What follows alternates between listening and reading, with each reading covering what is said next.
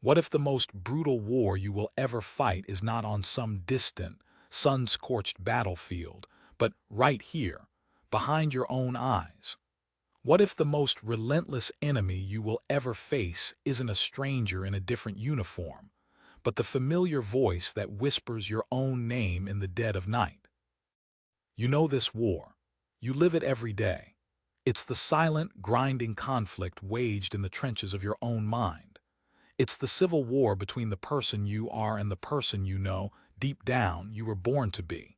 It's a battle that leaves no visible scars but exhausts your soul, drains your spirit, and holds your potential hostage.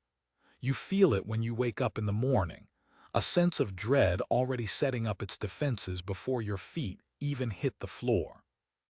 You feel it in the middle of the day, a sudden ambush of anxiety, a sniper shot of self-doubt that makes you flinch and retreat.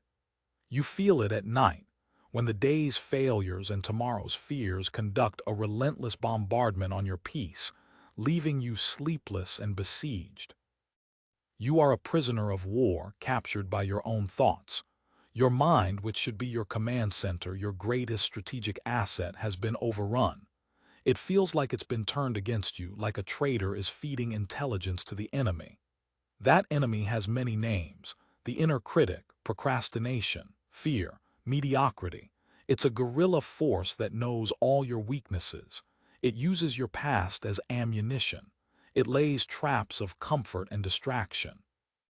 It convinces you that the foxhole of your current life is safe, while the open field of your potential is a death sentence. And so you stay down, keeping your head low, surviving but never truly living, fighting a defensive war you are slowly, inevitably losing. You put in the effort, you try to advance, but it feels like for every step forward, you're pushed 2 steps back by an invisible force. You've ever wondered why your effort doesn't equal your results? It's because you're fighting on 2 fronts, one against the world and a far more brutal one against yourself. But today that changes.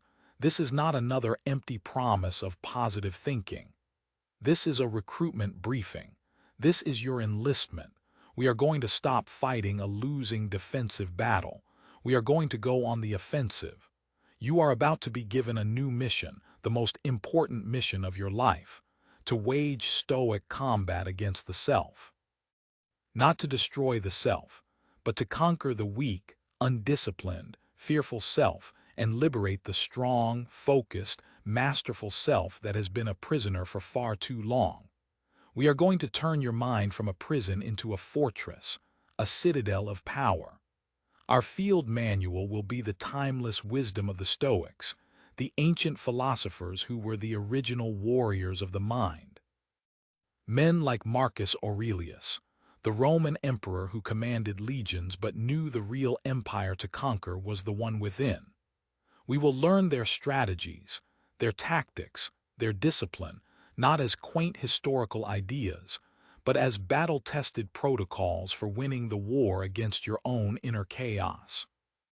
This is your wake-up call. The long ceasefire is over. It's time to take back your territory. So let's start with the first piece of actionable intelligence, the first strategic principle that can change the tide of this war immediately. It is the single most powerful weapon in the Stoic arsenal, and it's called the dichotomy of control. It's a simple doctrine, but its power is absolute. It states that in any situation, in any moment, there are only 2 categories of things: those within your control and those outside of it. That's it. That's the entire map of the battlefield. The things outside your control are the weather, the terrain, the enemy's actions, what other people think of you, the past, the future. A soldier who wastes time, energy, and morale trying to command the rain to stop is a fool. He will lose. The things within your control are your thoughts, your judgments, your reactions, your decisions, your actions, the effort you put forth. This is your command. This is your kingdom. Think about the anxiety and overthinking that plagues you. It is almost always a result of trying to control the uncontrollable. You worry about what someone will think of your presentation. You can't control their thoughts. You obsess over a mistake you made yesterday. You can't control the past. You catastrophize about what might happen next week. You can't control the future. This is like a general trying to command the enemy's army. It is a complete waste of strategic resources. It is mental and emotional suicide. The Stoic soldier immediately performs triage on reality. Is this within my control? If the answer is no, they drop it. They don't waste a single calorie of mental energy on it. They treat it as battlefield noise, as irrelevant static. They focus 100% of their power, their will, their discipline on the only thing that matters, their own response. You can't control the traffic, but you can control your response to it. You can choose to listen to something productive, to practice breathing, to not let rage poison your system. You can't control a client's decision, but you can control the quality of the proposal you sent, the professionalism of your follow-up, and your mindset as you move to the next opportunity. This isn't about apathy. It is about supreme focus. It is about refusing to fight battles you are guaranteed to lose so that you can pour all of your strength into the battles you can win. Starting right now, for the rest of today, run every single anxious thought, every worry, every frustration through this filter. Is this mine to command, or is it outside my jurisdiction? You will be shocked at how much of your mental energy has been squandered on fighting the wind. By simply withdrawing your forces from these unwinnable conflicts, you will feel an immediate surge of strength, clarity, and peace. You will have more power available for the real mission.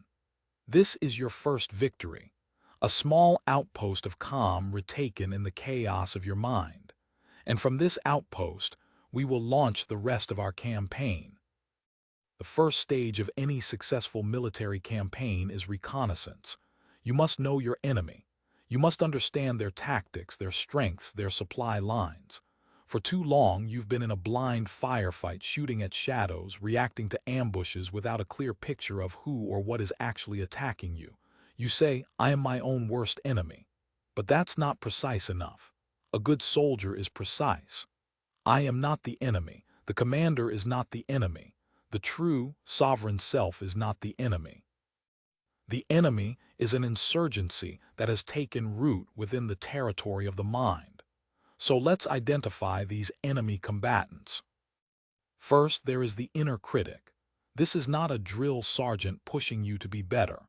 A drill sergeant breaks you down to build you back stronger with a purpose. The inner critic is a saboteur, a terrorist. It's an insurgent that uses guerrilla tactics. It doesn't engage you in a fair fight. It ambushes you when you're vulnerable, late at night after a failure, when you're tired and your defenses are down. Its primary weapon is psychological warfare. It whispers that you're not good enough, that you'll never change, that you're an imposter. It takes your past mistakes and replays them on a loop, not as lessons but as evidence for your prosecution. It projects future failures and dresses them up as inevitable truths. Its goal is not to improve you but to paralyze you. It wants you to stay in the foxhole, to never take a risk, to never volunteer for a difficult mission. Because in the safety of the foxhole, its control is absolute. To fight it, you must first recognize its voice. You must learn to separate it from your own true, commanding voice. When you hear that litany of negativity, that monologue of doubt, you must learn to say, "That is not me. That is the enemy broadcasting propaganda." You do not argue with propaganda. You do not debate it. You identify it, you tag it as hostile, and you disregard its message. You turn the channel. The second enemy combatant is far more subtle. It is mediocrity, and it operates not as an insurgent but as a slow, creeping, occupying force. It's the path of least resistance. It's the comfort of the familiar. It's the seductive whisper of just for today. Mediocrity doesn't storm the gates, it seeps under the door. It's the decision to hit the snooze button, to scroll through your phone instead of reading a book, to eat the junk food, to skip the workout. Each individual decision seems harmless, a minor tactical retreat, but these retreats add up. Every time you choose comfort over discipline, you are surrendering a tiny piece of territory. Over months and years, you look up and realize your entire life is an occupied zone. You are living under the rule of good enough. This occupying force maintains control through attrition. It slowly starves your ambition. It quietly smothers your fire. It convinces you that the struggle for excellence is pointless and that a life of quiet complacency is a form of peace. But it is not peace. It is surrender. It is the death of the spirit. To fight this occupation, you must become a resistance fighter in your own life. You must carry out small, daily acts of rebellion against comfort. Get up when the alarm rings. That is a skirmish one. Do the workout when you don't feel like it. That is a supply line disrupted. Read a page of a difficult book. That is an act of defiance. You fight this occupation not with one grand battle, but with 1,000 small victories that, over time, reclaim your life inch by inch. The third enemy is your own untrained emotional reactions. Fear, anger, envy, despair. These are not enemies in themselves. They are like fire. Controlled, they can forge steel and power engines. Uncontrolled, they burn your own headquarters to the ground. For the untrained mind, these emotions are enemy mortars landing in the command center. A sudden flash of anger makes you say something you can't take back, sabotaging an alliance. A wave of fear makes you freeze when you need to act, missing a critical opportunity.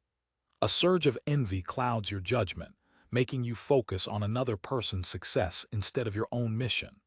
When you are emotionally reactive, you have given the enemy a remote control to your nervous system. Someone cuts you off in traffic, and they can detonate a bomb of rage inside you from 100 yards away. You see a post on social media, and a complete stranger can launch a missile of despair into your heart. This is no way for a soldier to live. You are giving away your power. The Stoic response is not to suppress emotion. A soldier who feels nothing is a psychopath, not a warrior. The goal is to train your emotional responses, to create a space between the stimulus, the incoming fire, and your response. In that space lies your power. When you feel the hot flash of anger, you learn to pause, to observe it as a piece of data, not a command. You note, anger is present. You do not become the anger. You analyze it. Why is this here? What is it telling me? What is the most strategic, effective response? Most of the time, the most strategic response is to do nothing, to let the emotion pass like a storm cloud without letting it flood your camp. This is emotional discipline. This is what it means to be the commander, not the captive, of your own feelings. Now that we have identified the enemy, we must begin our training.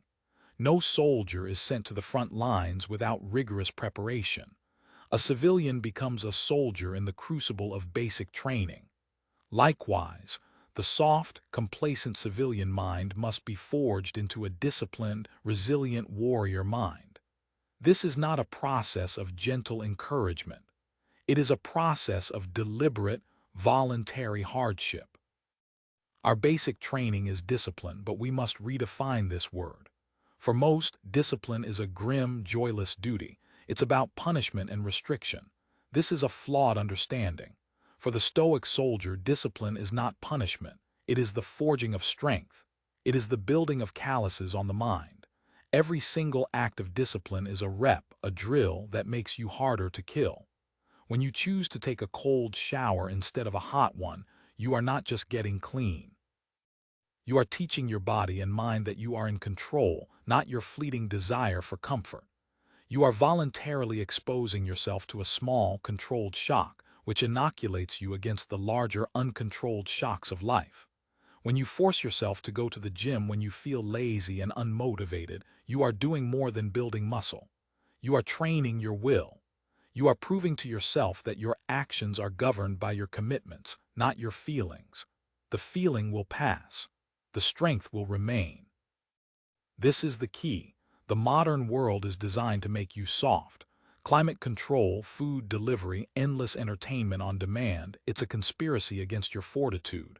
You must actively rebel against this conspiracy. You must seek out voluntary discomfort. You must become an addict for the feeling of overcoming your own resistance. The Stoics called it practicing misfortune. Eat a simple meal when you could have a feast. Sleep on the floor for a night. Fast for a day. These are not acts of self-flagellation. They are strategic training exercises. They recalibrate your definition of need. They remind you that you are more resilient than you think. They turn you from a pampered house pet into a wolf. When you have voluntarily practiced hardship, you are no longer terrified of involuntary hardship. You have faced it on your own terms. You have drilled for it. The man who has fasted is not panicked by a missed meal.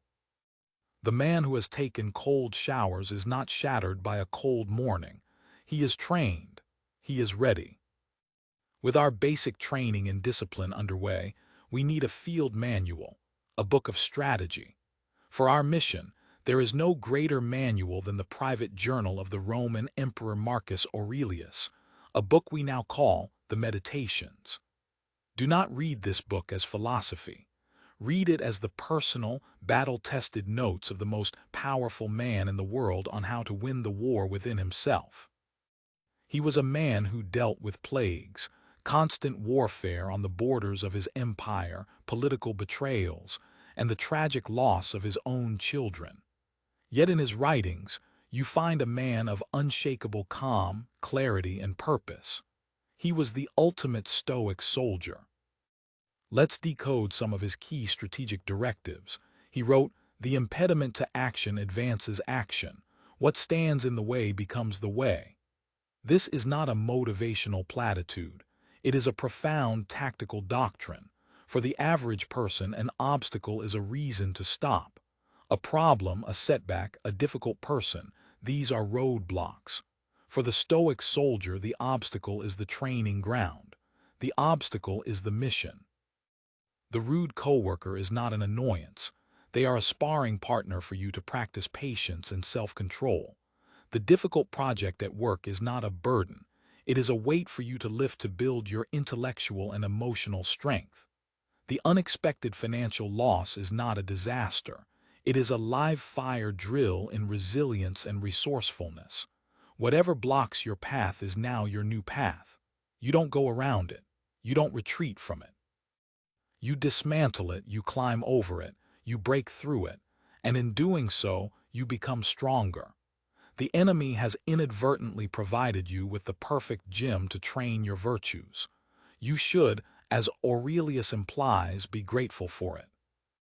Another of his core commands was this: you have power over your mind, not outside events. Realize this and you will find strength. This goes back to the dichotomy of control, but it frames it as the fundamental principle of securing your command post. Imagine your mind is a fortified city. Outside events, the economy, other people's opinions, global crises, are the chaotic, unpredictable weather and armies raging outside your walls. You cannot control them. But you and you alone control the gates. You decide what thoughts you allow in. You decide what judgments you form about the events. If you allow the chaos from the outside to pour in unchecked, your city will fall. Panic will spread in the streets.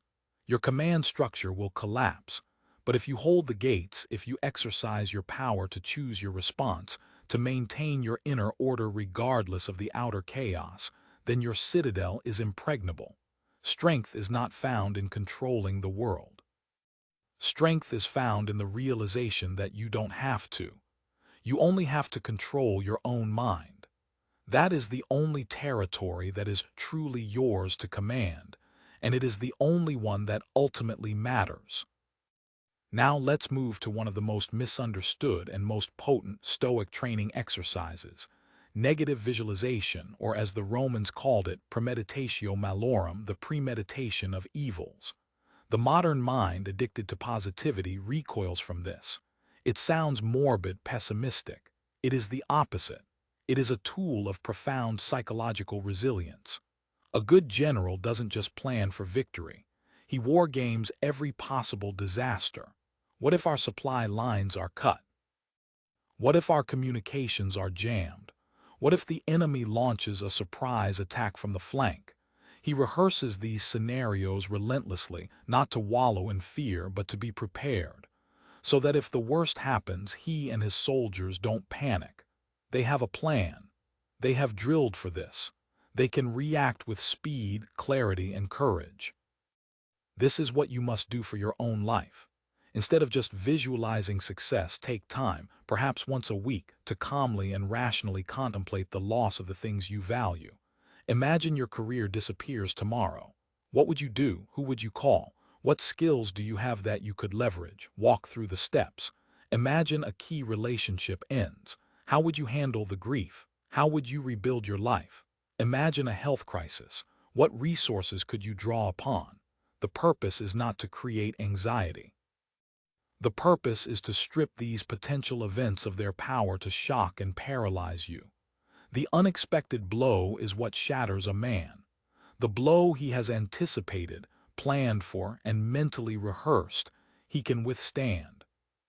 Furthermore, this practice has a powerful side effect. It cultivates immense gratitude.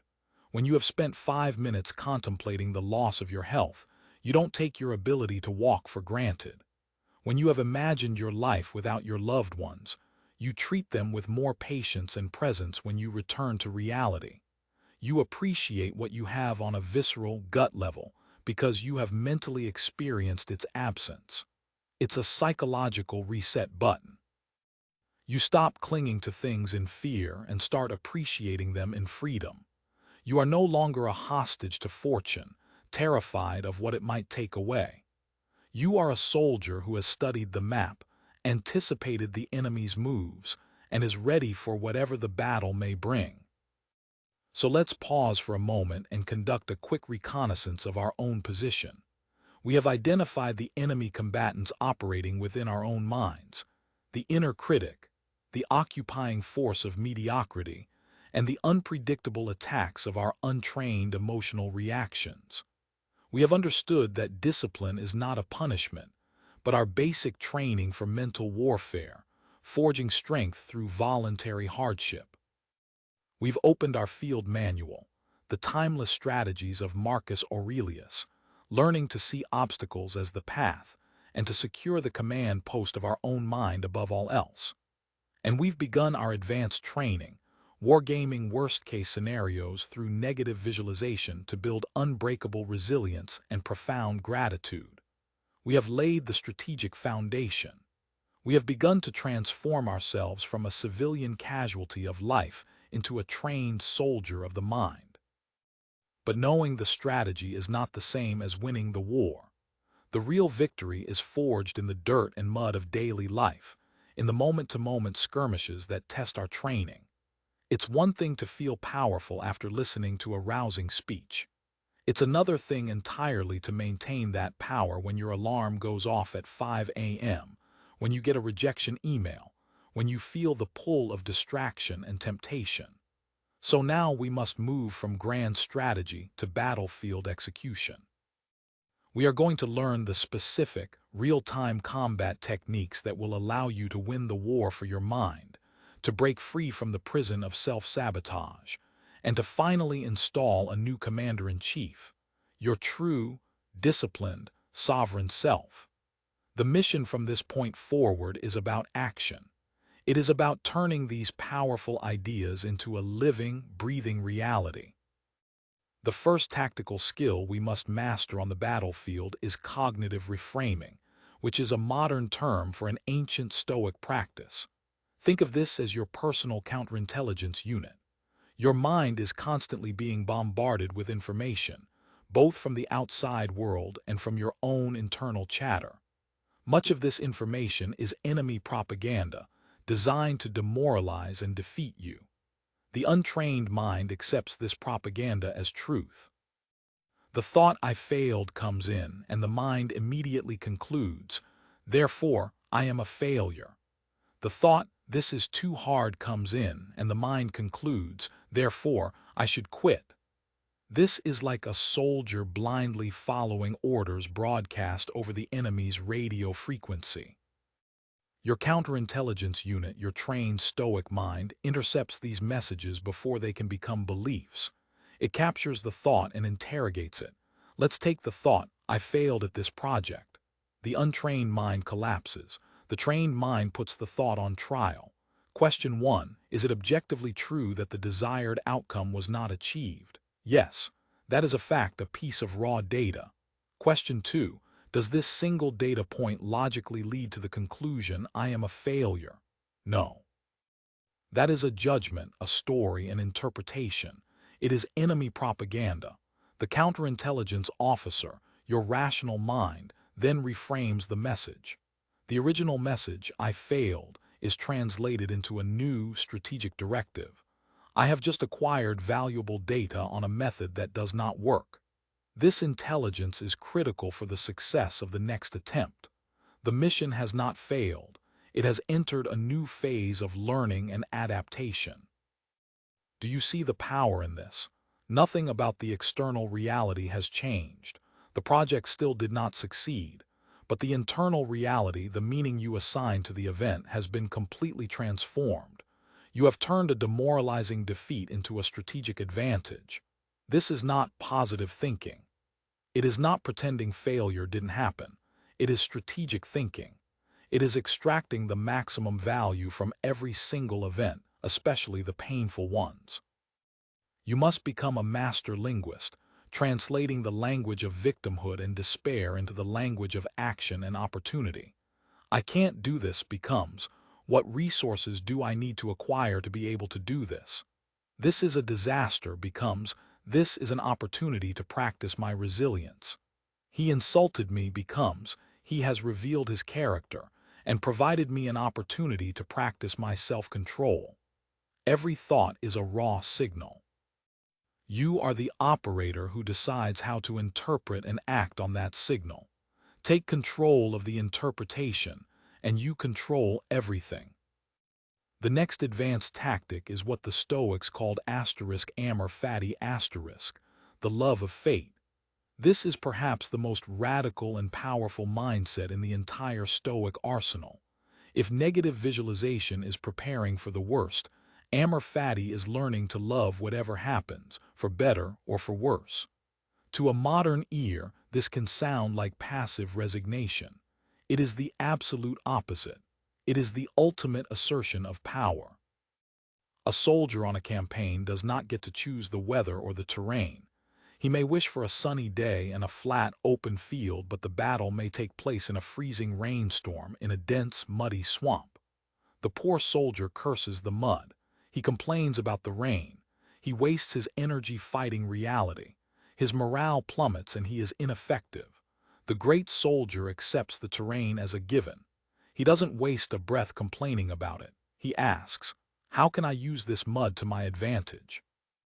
How can this rain provide me cover? How can I turn this swamp, which my enemy also hates, into a weapon?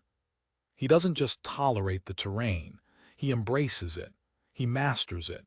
He learns to love it because it is the arena in which he gets to prove his skill. This is amor fati.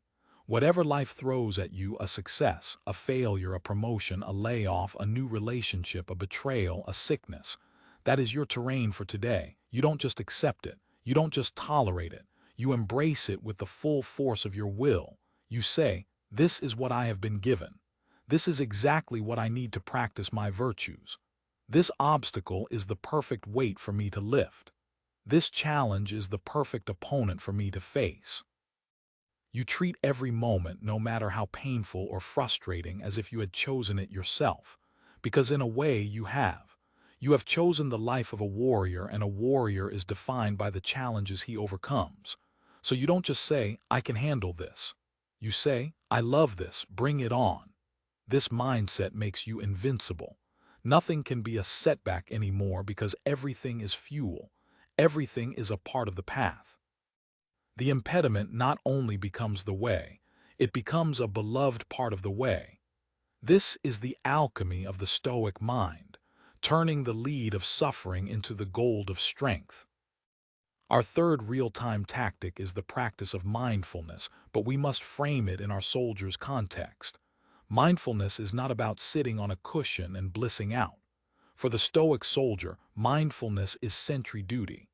Imagine a sentry posted on the wall of your inner citadel. His job is to stand watch, to be alert and aware, scanning the horizon of the mind. He is not there to fight every single thing he sees. That would be exhausting and foolish. His job is to notice, to identify, and to report. As thoughts, feelings, and impulses approach the gates of your consciousness, the sentry's job is to simply notice them without judgment. A thought of worry is approaching from the west. An impulse to procrastinate is moving in from the east.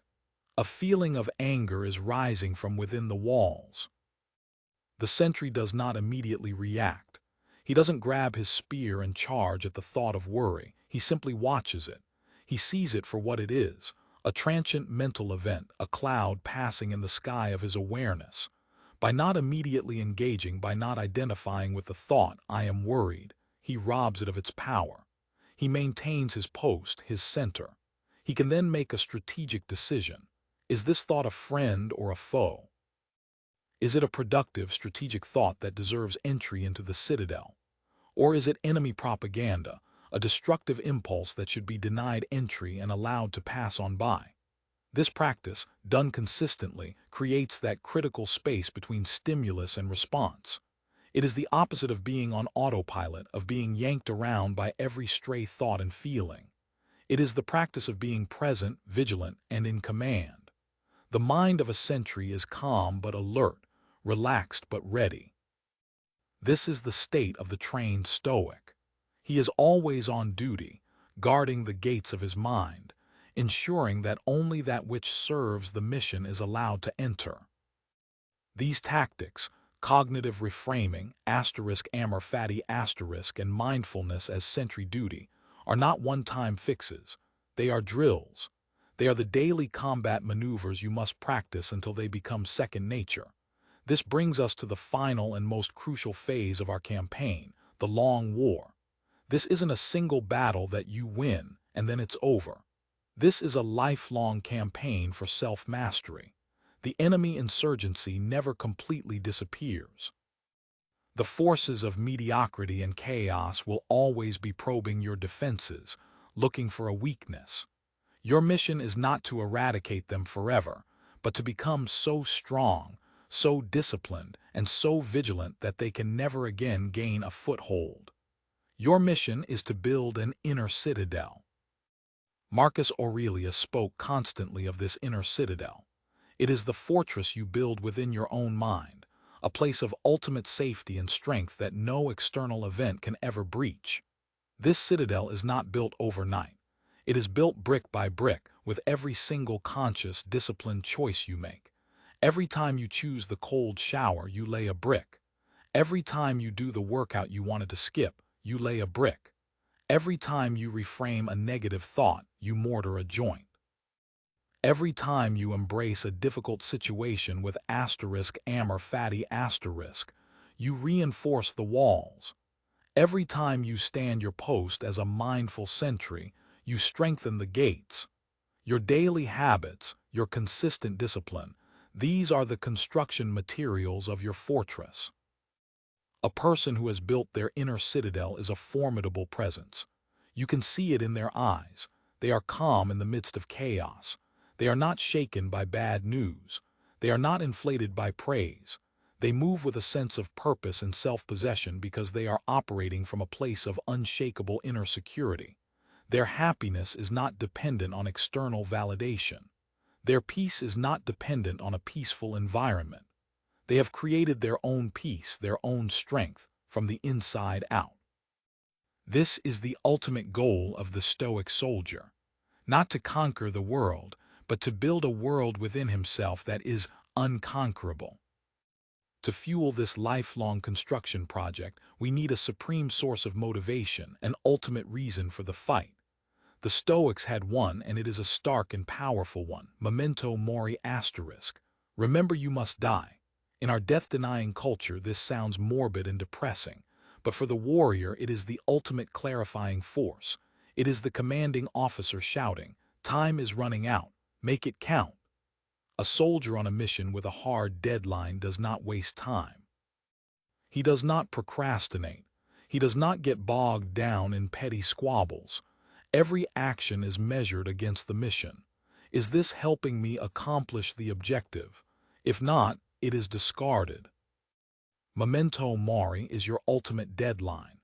You do not have infinite time to build your citadel, to master your mind, to become the person you were meant to be.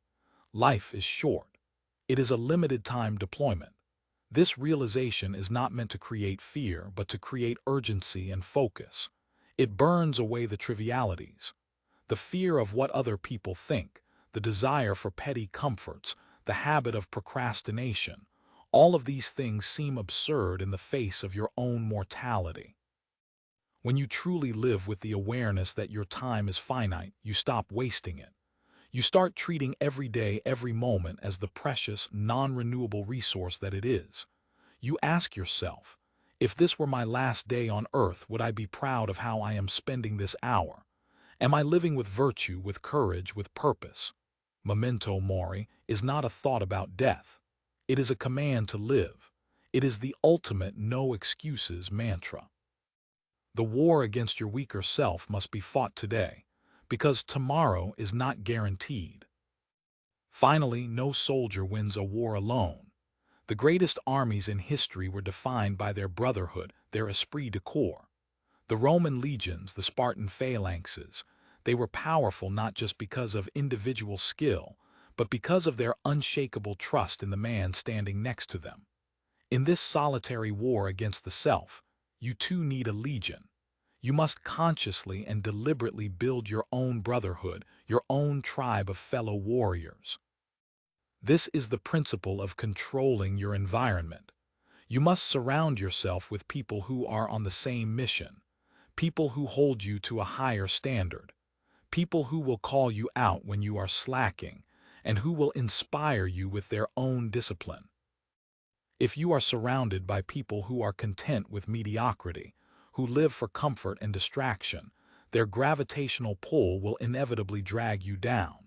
Their complacency is a contagion. You must be ruthless in auditing your social circle. This is not about arrogance or cutting off friends. It is about strategic positioning.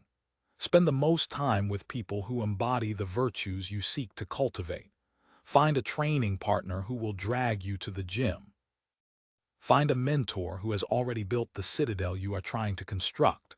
Form a mastermind group with others who are committed to self-mastery, where you can share strategies, hold each other accountable, and report on your progress in the inner war.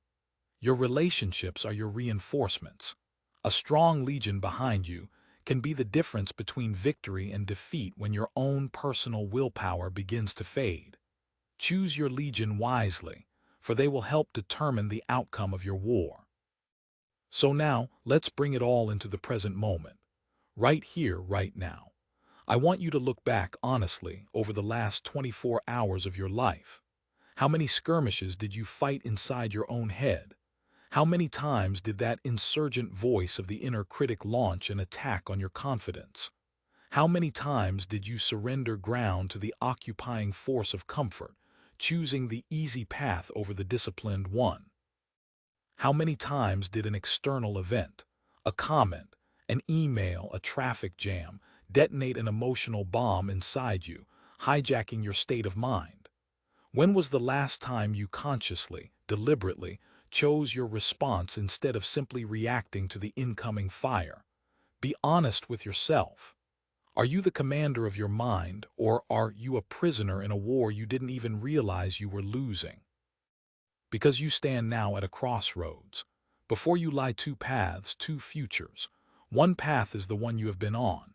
It is the path of continued civil war, a life of quiet desperation, of being pushed and pulled by your own untrained thoughts and feelings. It's a life where your potential remains a hostage, where you feel the constant, grinding frustration of knowing you are capable of more, but being unable to break free. It's a life governed by the enemy within. The end of that path is regret. It is the bitter knowledge of a war lost, a self betrayed. Then there is the other path. It is the soldier's path. It is harder, especially at first. It demands discipline. It demands vigilance. It demands that you face discomfort and fight battles every single day. But this path leads to a different destination. It leads to freedom. It leads to strength. It leads to an inner peace so profound and so stable that no external storm can disturb it. It leads to the person you were born to be. On this path, you are not a victim of your thoughts. You are the architect of your strength. You become unrecognizable, not just to the people around you, but to the weak, fearful person you used to be. The war inside you doesn't just end with a truce. It ends with a total and unconditional victory. The insurgency is crushed, and the true, sovereign, powerful self is placed on the throne of your mind in permanent command. The orders for your new mission have been read. Your field manual, the wisdom of the Stoics, is open. The enemy has been identified and their tactics have been exposed. Your training begins now. Your new life, your new self, begins the moment you decide it does. The choice is yours and yours alone. The question is not whether you are capable of winning this fight. You are. The only question left to answer is this: will you answer the call?